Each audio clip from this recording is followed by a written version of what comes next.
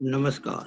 YouTube channel Maths Era and civil engineering by RP Vyas एवं Teachment app की ओर से मैं आरपी व्यास यानी राजेंद्र भैया G diploma first year second semester के उन सभी स्टूडेंट्स का हार्दिक स्वागत एवं अभिनंदन करता हूं जो बहुत अच्छी तैयारी करके मैथमेटिक्स सेकंड यानी कि कोड 2001 के अंदर A+ ग्रेड लेके आना चाहते हैं। कमजोर से कमजोर बच्चा भी अगर मेरे वीडियोस को क्रमानुसार और स्टार्ट वन देखेगा तो A+ रेट लेके आएगा, चाहे कितना भी मुश्किल पेपर क्यों ना हो, लेकिन वीडियो देखने होंगे। जो स्टूडेंट वीडियो नहीं देखेंगे वो पास कैसे होंगे, अच्छे नंबर कैसे लेके आएंगे। तो सब्जेक्ट कोड 2001 मैथ सेकंड, इसकी यूनिट 3B। यूनिट 3 जो है वो 2 डायमेंशनल कोऑर्डिनेट ज्योमेट्री है। इसमें यूनिट 3A यानी कि डिस्टेंस फार्मूला, सेक्शन फार्मूला, उनकी एप्लीकेशंस और एरिया ऑफ ट्राइंगल में आपको पिछले 2 वीडियो जो थे 3A के उसमें समझा चुका हूँ बेसिक। अभी उसमें क्वेश्चन भी किए जाएंगे अच्छे से, लेकिन पहले मैंने बेसिक बातें सारी समझा दी थी। 3A के अंदर 2 वीडियो थे, ये 3B का पहला वीडियो है और इस एक वीडियो में ही मैं ये काम पूरा कर दूंगा। मतलब जितने पॉइंट दिख रहे हैं आपको, ये सारे 3B के अंदर उसके बेसिक को समझाने के लिए, और इस पे क्वेश्चंस हम अगले वीडियोस में करेंगे इसी यूनिट के अंदर।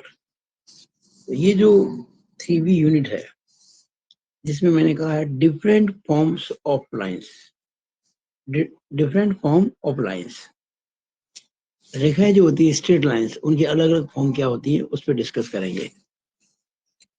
तो आप जानते हैं कि ट्रिग्नोमेट्री में भी, कोऑर्डिनेट ज्योमेट्री में भी एक्सिस तो होती है ना, एक्स एक्सिस वाई एक्सिस आपने पढ़ी थी। तो जो एक्सिस होती हैं 2 डायमेंशन के अंदर, एक्स एक्सिस वाई एक्सिस, उनकी इक्वेशंस आपको पता होनी चाहिए।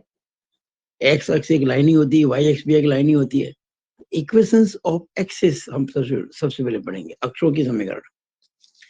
फिर equations of lines which are parallel to axis, यानी कि एक्स अक्ष के समांतर कोई रेखा है तो उसकी समीकरण क्या होगी, वाई अक्ष के समांतर कोई रेखा है उसकी समीकरण क्या होगी। अक्षरों के समांतर रेखाओं की समीकरण है equations of lines parallel to axis. उसके बाद हम पढ़ना चाहेंगे किसी रेखा का ढाल क्या होता है, what is slope of a line. इससे आप क्या समझते हैं, क्योंकि आपको लाइन के स्लोप के बारे में पता होना चाहिए। फिर equation of a line in slope and intercept form, यानी कि ढाल अंतक्षेप रूप में किसी रेखा की समीकरण क्या होती है, इसको हम एक्सप्लेन करना चाहेंगे। फिर equation of a line in intercept form, यानी कि अंतखंडों के रूप में किसी लाइन की समीकरण क्या होगी। फिर equation of a line in perpendicular form, लंब रूप में किसी रेखा की समीकरण क्या होगी। फिर one point and slope form, यानी ऐसी रेखा की समीकरण जो एक पॉइंट से पास होती है और उसका स्लोप आपको गिवन हो, उसे कहते हैं बिंदु एवं ढाल रूप, बिंदु एवं ढाल रूप। फिर आता है द्विबिंदु रूप, 2 पॉइंट फॉर्म, अगर कोई 2 पॉइंट दे दें आपको और कहे उससे लाइन जो गुजरेगी उसकी इक्वेशन क्या होगी। तो ये सभी बातें अगर हम पढ़ लेंगे 8 पॉइंट, तो ये यूनिट 3 भी आपकी थ्योरी पूरी हो जाएगी। और जो मेरी थ्योरी को अच्छे से समझ लेगा वो अपने आप ही क्वेश्चंस करेगा, ऐसा मेरा विश्वास है। फिर भी मैं कुछ महत्वपूर्ण क्वेश्चन मैं आपको कराऊंगा। हो सकता है कि वीडियो लंबा हो जाए तो मैं बीच में इसको रोक के, यानी कोई जरूरी नहीं कि 8 पॉइंट एक वीडियो में, अगर लंबा हो गया तो मैं इसको 2 भागों में बांटूंगा। कोशिश ये करूंगा कि एक ही भाग में सभी हो जाएं। लेकिन अगर ये वीडियो 50-55 मिनट से बड़ा हुआ, यानी 1.5-2 घंटे के बाद, फिर एक वीडियो और बनेगा, देखते हैं क्या होता है। तो सबसे पहले हम करेंगे इक्वेशन ऑफ एक्सिस। पहला पॉइंट देखिए, एक्स एक्सिस होती है, वाई एक्सिस होती है, आप जानते ही हैं।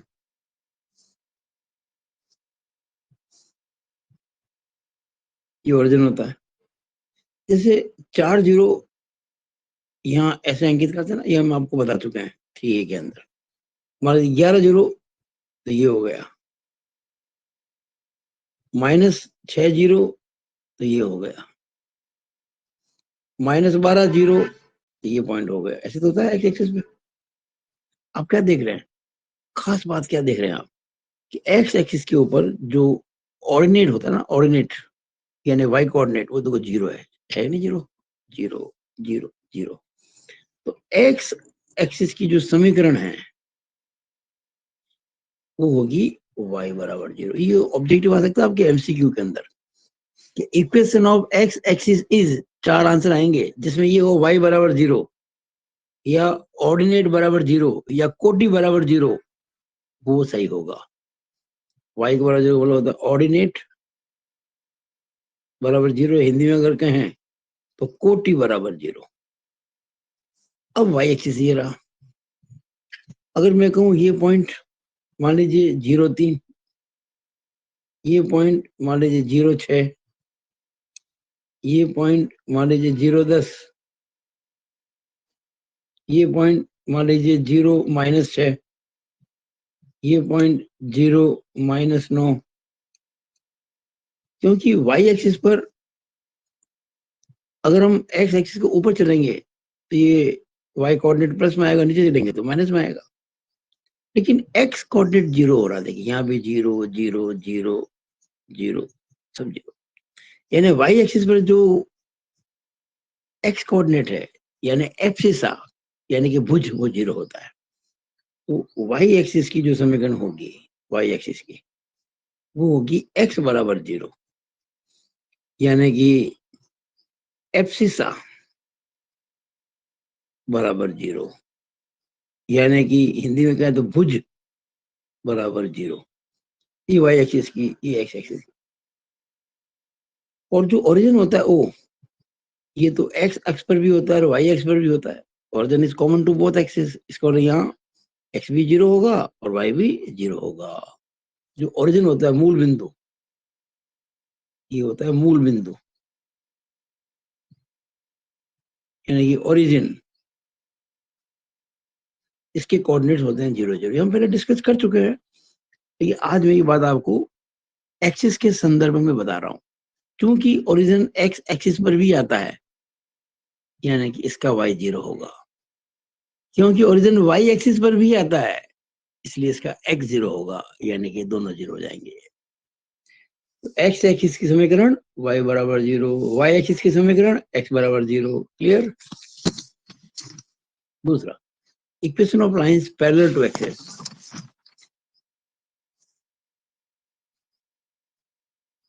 जैसे देखिएगा, मान लीजिए ये एक्स एक्सिस है और ये वाई एक्सिस है। हमने मान लीजिए इसके ऊपर एक लाइन खींची एक्स एक्सिस के पैरेलल। दूरी कितनी रखी हमने, ये मान लीजिए 2, और एक नीचे रखी, ये दूरी कितनी रखी 4।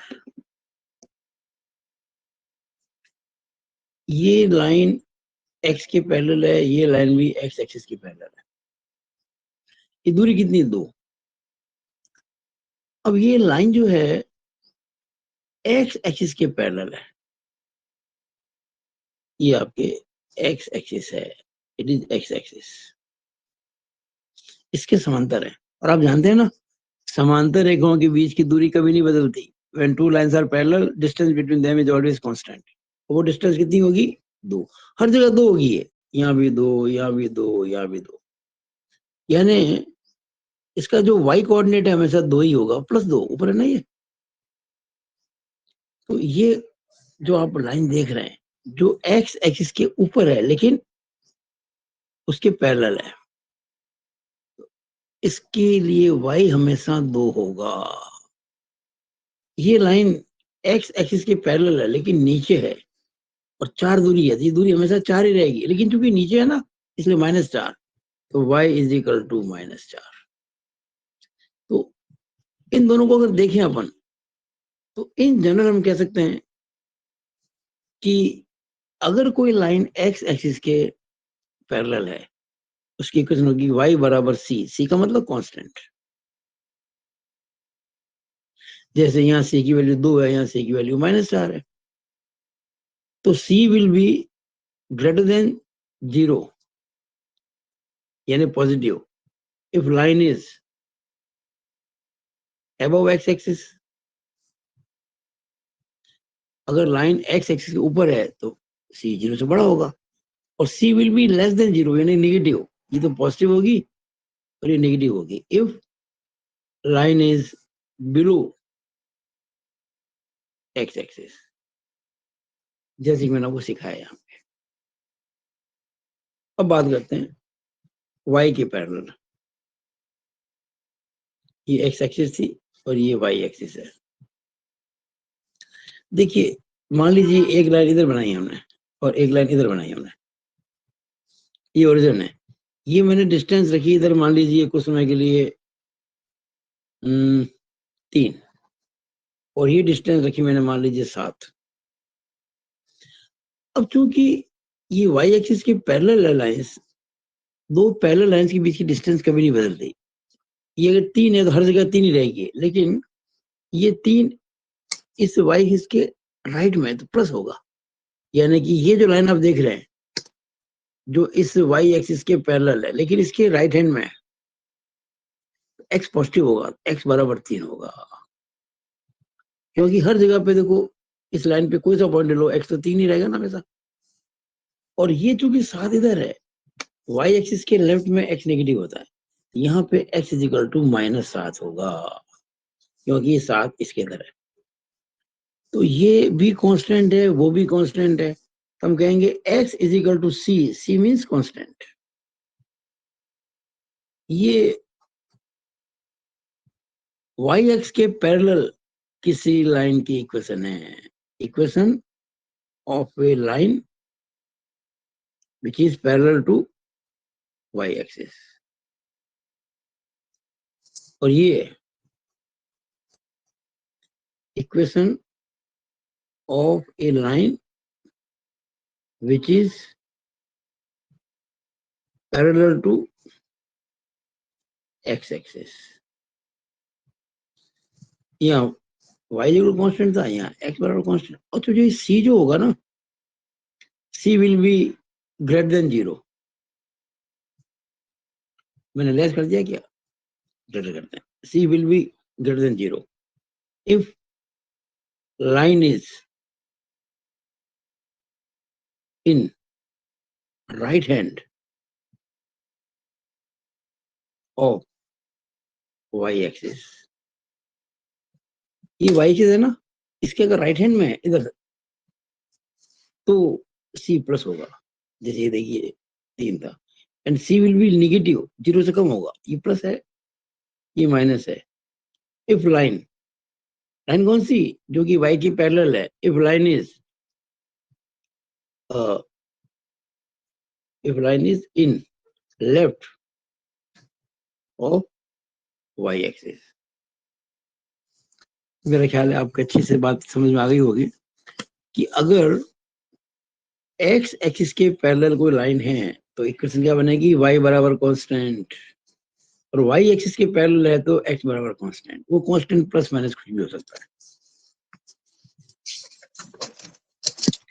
आगे चलते हैं। अब हम बताते हैं आपको किसी रेखा का ढाल क्या होता है। Number 3, slope of a line.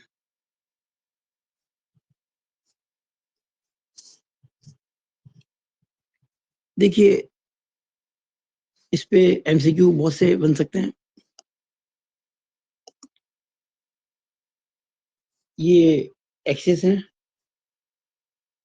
और ये कोई लाइन है, और इसका ये जो एंगल है थीटा है। ये थीटा कह दो या ये थीटा कह दो, एक ही बात है, क्योंकि कॉरेस्पॉन्डिंग एंगल है। तो theta is equal to angle of a line. ये जो एक्स एक्सिस है ना पॉजिटिव डायरेक्शन, उससे एंटी क्लॉकवाइज ये एंगल कैसा बन रहा है, देखिए एंटी क्लॉकवाइज ऐसे। Angle of a line from positive direction of X axis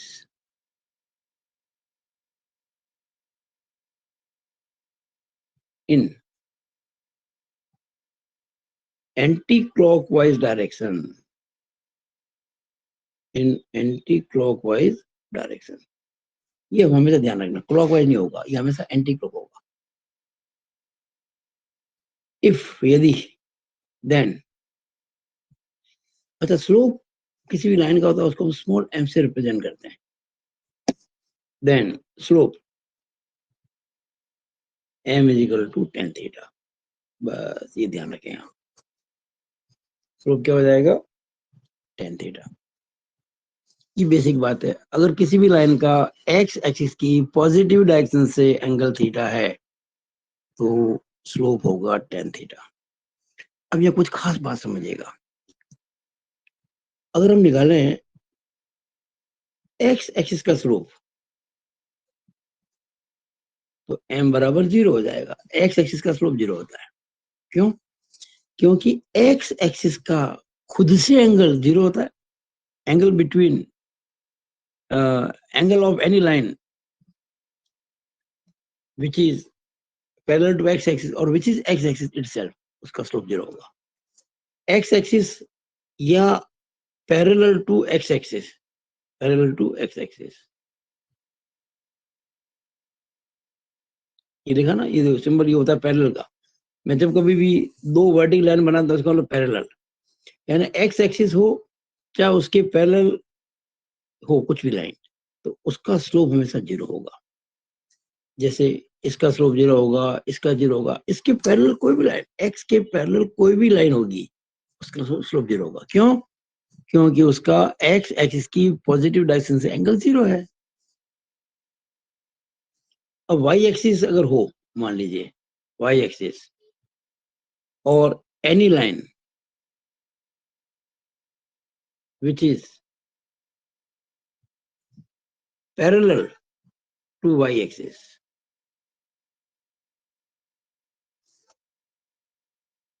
ये y एक्सिस या इसके पैरेलल कोई भी लाइन, इधर कह दो उधर कह दो। अब y एक्सिस का खुद का ये जो एंगल है x की पॉजिटिव डायरेक्शन से 90 होता है ना, इसका वाला थीटा तो 90 हो गया, और स्लोप क्या होता है tan थीटा, यानी कि tan 90, और tan 90 होता है इन्फिनिटी। तो ध्यान रखना, अगर कोई लाइन y एक्सिस के पैरेलल है या वो y एक्सिस खुद है तो स्लोप होगा इनफाइनाइट, अनंत। ये ऑब्जेक्टिव क्वेश्चन बनते हैं एमसीक्यू के अंदर, याद रखिएगा इन चीजों को। और x एक्सिस का स्लोप जो होता है वो 0 होता है, या उसके पैरेलल किसी भी लाइन का 0 होता है। ओके, अब खास बात और सीखिएगा, हमने कहा आपको कि tan थीटा स्लोप होता है। अब यहाँ थीटा जो एंगल है वो एक्यूट भी हो सकता है और ऑब्ट्यूज भी हो सकता है, न्यून कोण भी हो सकता है और अधिक कोण भी हो सकता है। If theta is less than 90 degree,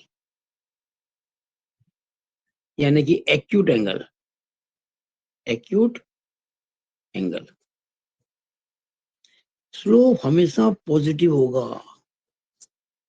और भाई अगर एंगल एक्यूट है तो कौन सा क्वाड्रेंट बनेगा, फर्स्ट क्वाड्रेंट। स्लोप हमेशा फर्स्ट क्वाड्रेंट में हम जानते हैं ना, और पॉजिटिव। वैसे भी जानते हैं कि tan 0 से 90 के बीच को एंगल होता है ना, tan 30 1/√3 tan 60√3, 0 से 90 के बीच में tan हमेशा पॉजिटिव ही होता है। फर्स्ट क्वाड्रेंट में all T ratios are positive. लेकिन अगर थीटा मोर देन 90 डिग्री है, यानी कि ऑब्ट्यूस एंगल है, तो m लेस देन 0 होगा। ग्रेटर देन 0 होता है पॉजिटिव और लेस देन 0 होता है नेगेटिव। ध्यान रखिएगा, अगर थीटा 90 डिग्री से बड़ा है तो उसका स्लोप नेगेटिव होगा। अगर थीटा 90 डिग्री से छोटा है तो स्लोप इसका पॉजिटिव होगा। ये कुछ बात आपको याद रखनी है, बहुत काम की चीज है, तो बता रहा हूँ, बहुत काम की चीजें बता रहा हूँ मैं आपको। आगे चलिए, अब एक बहुत इंपॉर्टेंट चीज बता दूं आपको मैं कि आपको मान लीजिए ये 2 पॉइंट दे दिए, ए बी, और इसके कोऑर्डिनेट्स आपको पता है। जैसे मान लीजिए इसके कोऑर्डिनेट्स हैं x1 y1 और इसके कोऑर्डिनेट्स हैं x2 y2, और आपसे कहा जाएगा स्लोप निकालो इसका, slope of A B M. याद रखिएगा, difference between ordinates upon difference between abscissa, ये फॉर्मूला है। y2 minus y1 upon x2 minus x1, ये याद रख लीजिएगा, ये तो बहुत ज्यादा काम में आता है। यानी आप y2 में से y1 घटा देंगे और x2 में से x1 घटा देंगे,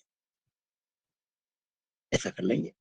अच्छा, कोई जरूरी नहीं है करें आप चाहें तो y1 माइनस y2 भी कर सकते हैं, पर उस केस में फिर आपको x1 माइनस x2 करना पड़ेगा। यानी आप इसको ऐसे भी कह सकते हैं, और आप बेशक y1 माइनस y2 कर दें, कोई मना नहीं, तो फिर यहाँ आपको x1 माइनस x2 करना पड़ेगा। वैसे हम इसी को प्रेफर करेंगे, तो है तो सही तो दोनों ही है, पर आदत इस पर ठीक रहेगी।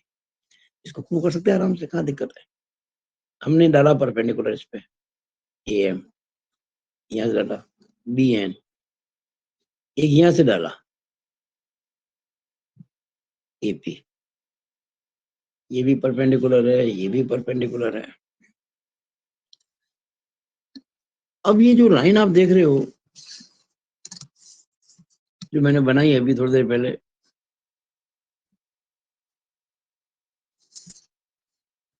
इसका ये एंगल थीटा है, ये थीटा, ये भी थीटा ही होगा एंटी क्लॉकवाइज। ये बन गया आपका ट्राइंगल। अगर ये पता हो जाए आपको और ये पता हो जाए तो निकल जाएगा tan theta. tan theta equal to B P AP.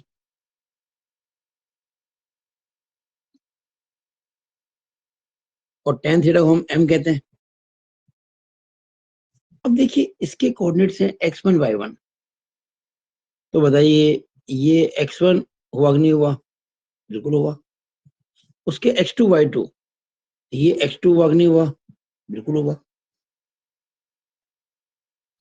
ये x1 है, वो x2 है, ये बताओ कितना हुआ? ये हुआ x2 माइनस x1। अगर ये x2 माइनस x1 है तो ये भी इसके समांतर है। ये एक्चुअली रेक्टेंगल है, इट इज ए रेक्टेंगल, और आयत की आमने सामने भुजाएं बराबर होती है। ये भी x2 माइनस x1 हो जाएगा। सिमिलरली अगर ये x1 y1 इसके कोऑर्डिनेट्स हैं, तो ये जो आप देख रहे हैं ये डिस्टेंस, ये आपकी y1 हो जाएगी, ये। और अगर ये y1 है, ये वाली ये y1 है अगर, तो ये भी तो y1 होगी इसके पैरेलल। और इसके कोऑर्डिनेट्स है x2 y2, इट मींस ये जो डिस्टेंस दिख रही है आपको, ये y2 हो जाएगी। कोऑर्डिनेट है ना, निर्देशांक है x2 y2, यानी ये x2 और वो y2। अब ये दूरी y2 है, ये दूरी y1 है, तो ये कितनी हो गई? y2 minus y1। अब देखिएगा m बराबर परपेंडिकुलर अपॉन बेस, लंब बटा आधार, ये कितना है? y2 minus y1। ये कितना है? x2 minus x1। ये देखिए फॉर्मूला प्रूव हो गया। छोटा एग्जांपल लेते हैं। जैसे आपसे कहा जाए कि ये दो पॉइंट्स को लाइन मिलाती है, 4 माइनस 7, और मान लीजिए इसको कह दिया, कुछ भी कह देते हैं, मान लीजिए 8 माइनस 2। आपसे कहा जाए इन दो पॉइंट को जो लाइन मिलाती है उसका स्लोप क्या होगा? आपको कुछ नहीं करना है, जो ऑर्डिनेट्स हैं यानी कि y कोऑर्डिनेट, उनका डिफरेंस लेना है। वहां -2 है, लिख दिया। यहाँ -7 है, लिख दिया, बीच में माइनस लगा दिया। यहाँ 8 है, लिख दिया। यहाँ 4 है, लिख दिया, बीच में माइनस लगा दिया। बस ये -2 प्लस 7 बटा 8 माइनस 4 तो 4 होता है। इसका मतलब m कितना हो जाएगा? 7 माइनस 2 5 बटा 4, ये आंसर आ गया आपको। अच्छा, कोई जरूरी नहीं है आप उसमें से इसको आप इसमें से इसको घटा सकते हैं।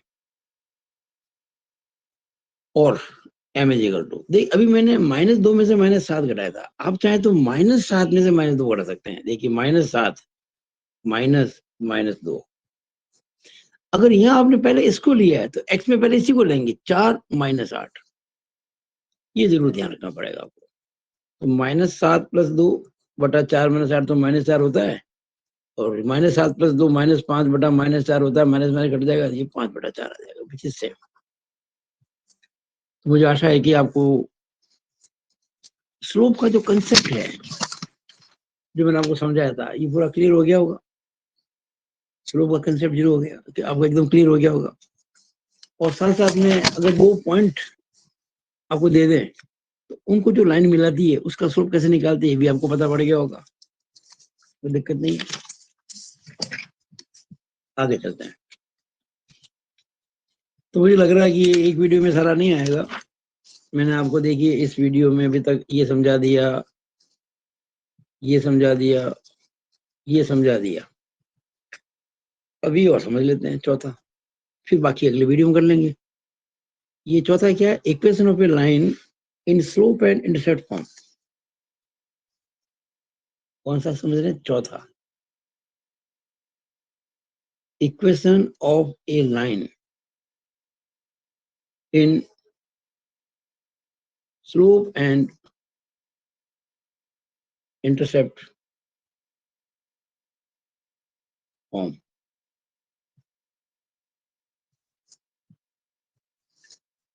ये फॉर्म होती है y बराबर mx प्लस सी, याद रखिएगा, y बराबर mx प्लस सी।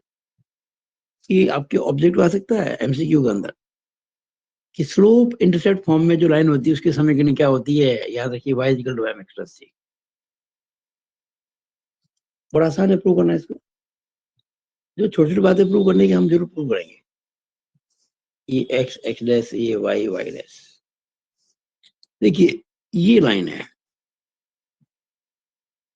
और ये इसका एंगल है थीटा। ये जो लाइन है ना, ये लाइन y एक्सिस को कहाँ काटती है? यहाँ काटती है। और ये जहाँ y एक्सिस को काटती है लाइन, वो ओरिजिन ओ से कितना ऊपर है? इसको सी कहते हैं। ये सी है। ये कोई जरूरी नहीं ऊपर आता है, नीचे भी आ सकता था, अभी हमने फिलहाल ऊपर माना हुआ है। अब हमें इस लाइन की इक्वेशन प्रूव करनी है कि y equal to mx plus C होता है। अच्छा m क्या होता है आप जानते हैं ना, tan थीटा, सिखा चुका हूं मैं आपको। अब मैंने क्या किया, मुझे इस लाइन की इक्वेशन चाहिए, तो मैंने इस लाइन पर कोई एक पॉइंट मान लिया, अपनी मर्जी से मान लिया, मैंने p मान लिया, एक्स वाई। अगर मैंने कोई पॉइंट p मान लिया इस लाइन पर, तो आप ध्यान से देखेंगे, अगर इसके कोऑर्डिनेट एक्स वाई माने मैंने तो ये एक्स होगा कि नहीं होगा? बिल्कुल होगा। ये अगर एक्स होगा तो ये भी तो एक्स ही होगा। अच्छा, दूसरी बात, ये दूरी वाई होगी कि नहीं होगी? क्योंकि इसके कोऑर्डिनेट एक्स वाई है, यानी कि ये एक्स वो वाई। अच्छा ये तो सी आपको पता ही है, अगर ये सी है तो ये भी सी होगा। ये क्या हो जाएगा? ये हो जाएगा, अगर ये वाई है ये सी है तो हो गया वाई माइनस सी। अब ये जो ट्राइंगल आपको दिख रहा है ये वाला, इसमें निकालो tan थीटा, लंब बटा आधार, परपेंडिकुलर अपॉन बेस। लंब कितना है? y माइनस सी। आधार कितना है? x। अच्छा tan थीटा को क्या बोलते हैं अपन? m बोलते हैं ना, is equal to Y minus C upon X. m को मैं m बटा एक भी कह सकता हूँ। नो, y माइनस सी को 1 से गुणा करेंगे तो y माइनस सी इंटू 1, m को x से गुणा करेंगे तो mx, तो y minus C is equal to mx, y is equal to उधर जाएगा c, तो mx प्लस सी हुआ कि नहीं हुआ? ये लॉजिक कितना आसान है। अरे आप मैथमेटिक्स से दोस्ती कर लीजिएगा, ये आपकी हो जाएगी। कितनी सिंपल है। अगर किसी लाइन का स्लोप आपको पता हो m, और वो लाइन y एक्सिस को कहाँ काटती है वो बताओ। अब तो c की वैल्यू प्लस माइनस कुछ भी हो सकती है। देखिएगा, c will be more than 0 if line cuts y axis above origin. यानी वो लाइन y एक्सिस को अगर ओरिजिन से ऊपर काट दी है तो c प्लस में हो जाएगा। And c will be negative if the line cuts y axis below origin, below origin। अगर वो लाइन x एक्स को मूल बिंदु से नीचे काटती है तो c नेगेटिव हो जाएगा। 0 से बड़ा यानी कि पॉजिटिव, 0 छोटा यानी कि नेगेटिव। ये आपको मैंने ये फॉर्मूला समझा दिया, ये बहुत इंपॉर्टेंट है। अच्छा, कोई छोटे छोटे क्वेश्चन मैं आपको इस पे कराता हूँ इसी वीडियो के अंदर अभी। जैसे मान लीजिएगा आपसे कोई कहे, मैं एग्जाम्पल दे रहा हूँ आपको, कि एक लाइन y एक्सिस को 4 यूनिट ओरिजिन से नीचे कट करती है, यानी कि c इज इक्वल टू -4। और जो एंगल बन रहा है x एक्सिस की पॉजिटिव डायरेक्शन से, उस लाइन का एंटी क्लॉकवाइज, वो बन रहा है मान लीजिए 150 डिग्री। बताइए इस लाइन की समीकरण क्या होगी? तो कुछ नहीं है, हमारे सामने बड़ा आसान चीज है, y is equal to mx plus c। कहाँ दिक्कत है? ये लो लीजिए, m कितना होगा? tan 150 degree. क्या 150 को मैं 180 माइनस 30 कह सकता हूँ ना? ट्रिग्नोमेट्री पढ़ी है आपने। और tan 1t माइनस थीटा होता है minus tan theta. tan 180 minus theta होता है माइनस tan थीटा। कौन सा क्वाड्रेंट है ये? 180 माइनस थीटा, सेकंड क्वाड्रेंट। और सेकंड क्वाड्रेंट में कौन सा प्लस होता है? साइन। और कौन सा? ये क्या? tan। तो माइनस tan30 हो जाएगा। और tan30 होता है 1/√3, तो माइनस 1/√3 हो जाएगा m। It means y is equal to m कितना हो गया? माइनस 1/√3 x प्लस c कितना है? -4।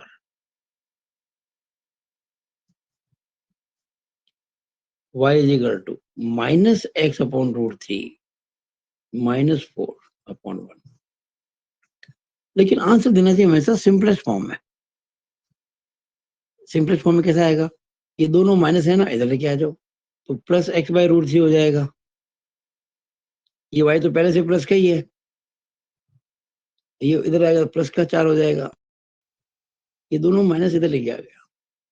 लेकिन ये भी आंसर देने का तरीका नहीं होता है। नीचे √3 आ रहा है, मल्टीप्लाई होल इक्वेशन बाय √3। मैं पूरी इक्वेशन को √3 से गुणा कर दूंगा, यहाँ √3 कट जाएगा, x plus √3y plus 4√3 is equal to 0। तो ये मैंने एक क्वेश्चन अपने मन से बना के आपको इसका आंसर दिया है। मैं आपके बेसिक्स को क्लियर करना चाहता हूं ताकि आप कोई भी क्वेश्चन कर सकें। मेरा ऐसा विश्वास है कि एक बार जब थ्योरी समझ लेंगे ना, तो आप किताब का कोई भी सवाल कर पाएंगे। और मैं चाहूंगा कि आप करें और डिफिकल्टीज मुझसे पूछें। आप डिफिकल्टी पूछेंगे व्हाट्सएप ग्रुप के अंदर, मैं तुरंत उसका सॉल्व करके आपको भेज दूंगा। It is my promise. अच्छा, एक छोटा सा एग्जाम्पल और लेते हैं। मान लीजिए मैंने आपसे कहा ये लाइन है, ये लाइन है, और ये दूरी जो आप दिख रही है, ये वाली ये दूरी मान लीजिए आपके 3 है। और ये एंगल जो आपको दिख रहा है, ये वाला एंगल, ये 45 डिग्री है। तो बताइए इस लाइन की इक्वेशन क्या होगी? What is the equation of this line? इसकी इक्वेशन क्या होगी? आप समझिए, मैंने आपको एक ही बात बताई थी, आपको सी पता होना चाहिए। सी तो डेफिनेटली -3 है इसका। और क्या पता होना चाहिए? एम क्या होता है? tan theta. थीटा क्या होता है? जो लाइन दे रखी है उसका एक्स एक्सिस की पॉजिटिव डायरेक्शन से एंटी क्लॉकवाइज एंगल। हमें एक्चुअली ये एंगल चाहिए, ये वाला, ये चाहिए हमको, ये थीटा होता है, जबकि हमको ये पता है। अब ये स्ट्रेट लाइन है कि नहीं है? बिल्कुल है। ये एंगल 45 है, बिल्कुल है। तो ये एंगल 135 वाग नहीं हुआ। और भाई 180 में से 45 घटा दो, 135 वाग नहीं हुआ। तो जो थीटा है वो आपका 135 डिग्री हो जाएगा। क्यों? ये एंगल 45 है तो 135 होगा, ये 135 हो गया। अब बताइए थीटा क्या, थीटा कितना हो गया? 135 डिग्री। तो एम क्या हो जाएगा? tan थीटा, यानी कि tan 135 डिग्री। और 135 में कह सकता हूँ 180 माइनस 45, और tan 180 माइनस थीटा होता है माइनस tan थीटा, यानी कि -1। तो आपका m आ गया -1, c आ गया -3। लाइन क्या हो जाएगी? ये रही हमारी form. We know that slope intercept form में इक्वेशन होती है y is equal to mx plus C. y is equal to m कितना है? -1 इंटू एक्स प्लस सी कितना है? -3। तो y is equal to -x -3। सभी इधर लेके आ जाओ। तो -x इधर के +x हो जाएगा, y तो पहले से प्लस का ही है, और इधर लेके आ जाओ +3 बराबर 0। यहाँ से हो गया। तो मैंने बहुत छोटे छोटे अच्छे एग्जाम्पल लेके आपको समझाने की कोशिश की है y is equal to mx plus C को कैसे काम में लाएंगे। और मुझे पूरी आशा है कि आप अगर इनको सीखेंगे तो अपने आप ही सवाल कर पाएंगे।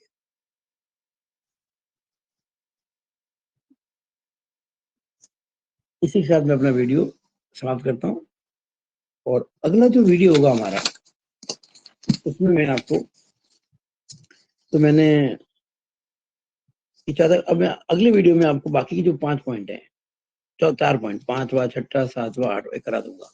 यानी कि इंटरसेप्ट फॉर्म वाला, परपेंडिकुलर फॉर्म वाला, 1 पॉइंट एंड स्लोप फॉर्म वाला, और 2 पॉइंट वाला, इसको अगली वीडियो बनाएंगे।